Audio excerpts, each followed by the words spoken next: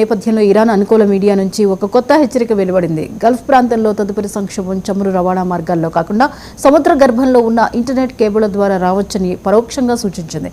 ఈ పరిణామం గల్ఫ్ దేశాల్లో తీవ్ర ఆందోళన రేకెత్తిస్తోంది.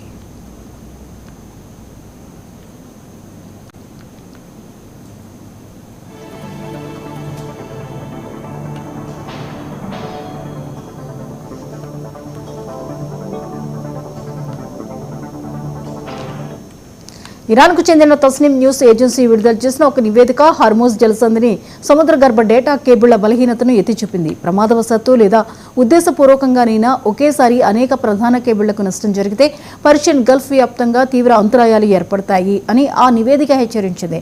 హార్మోజ్ జలసంధి ఇప్పటికే ప్రపంచ ఇంధన సరఫరాకు కీలక మార్గంగా ఉండగా ఇప్పుడు డిజిటల్ మౌలిక వస్తువులకు కూడా అంతే కీలకమైన ప్రాంతంగా మారిందని పేర్కొంది.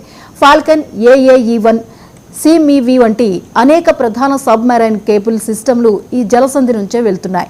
UAE, Qatar, Bahrain, Kuwait, Saudi Arabia వంటి దేశాలు బ్యాంకింగ్, కమ్యూనికేషన్స్, క్లౌడ్ సేవల కోసం ఈ కేబుళ్లపైనే అధికంగా ఆధారపడి ఉన్నాయి. ఈ హెచ్చరికలకు బలం చేకూరుస్తూ 2024-2025లో ఎర్ర సముద్రంలో కొన్ని కేబుళ్లు దెబ్బతిన్న ఘటనలను నివేదిక ప్రస్తావించింది. అప్పట్లో ఆ ప్రాంతంలో నెలకొన్న ఉద్రిక్తతల కారణంగా మరమ్మతులకు నెలల సమయం పట్టింది. యెమెన్లోని హౌతీ తిరుగుబాటుదారులు కూడా గతంలో ఇలాంటి మౌలిక వస్తువులను లక్ష్యంగా చేసుకుంటామని బెదిరించారు. ఈ నివేదిక కేవలం ఓ అంచనా కాదని గల్ఫ్ దేశాలకు ఇరాన్ పంపుతున్న వ్యూహాత్మక సంకేతమని అంతర్జాతీయ విశ్లేషకులు భావిస్తున్నారు. ప్రస్తుతానికి ప్రత్యక్ష ముప్పు లేనప్పటికీ ఈ హెచ్చరికతో కంటికి కనిపించని కీలకమైన డిజిటల్ మౌలిక వస్తువుల భద్రతపై ఆందోళనలు మొదలయ్యాయి.